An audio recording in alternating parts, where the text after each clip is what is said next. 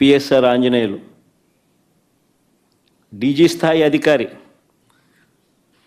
ఈయన మాట వినకపోతే తప్పుడు కేసులు పెట్టి అరెస్ట్ చేశారు.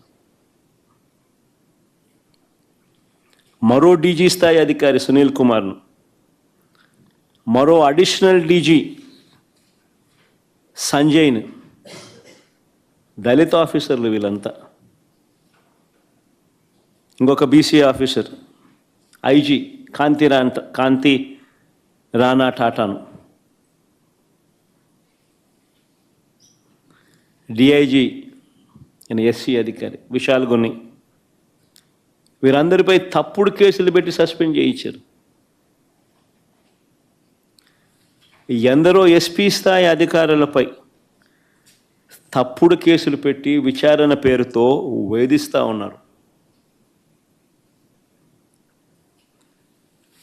వీరు కాక నలుగురు నాన్ క్యాడర్ ఎస్పీలు, ఒక కమాండెంట్ స్థాయి అధికారి, 22 మంది అడిషనల్ ఎస్పీలు, 55 మంది డిఎస్పీలకు పోస్టింగులు లేవు.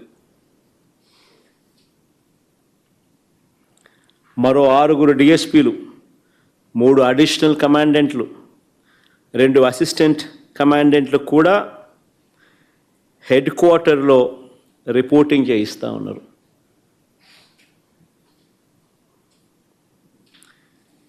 ఎనిమిది మంది డిఎస్పీలు సస్పెండ్. వీరు కాక మరో 80 నుంచి 100 మంది ఇన్స్పెక్టర్లు, 100 మంది కానిస్టేబుళ్ళు విఆర్లో ఉన్నారు. చంద్రబాబు నాయుడు గారి మాట ఎవరైతే వినరో వారి పరిస్థితి ఇది.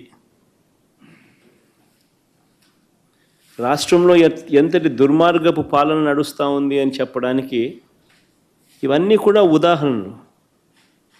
కేవలం తన మోచేతి నీళ్లు తాగే అధికారాలను మాత్రమే తాను పెట్టుకొని వాళ్ళను కరప్షన్లో భాగస్వాములను చేసుకొని ఈరోజు రాష్ట్రంలో పరిస్థితి ఏమిటి అని అంటే డిఐజీ అనేవాడు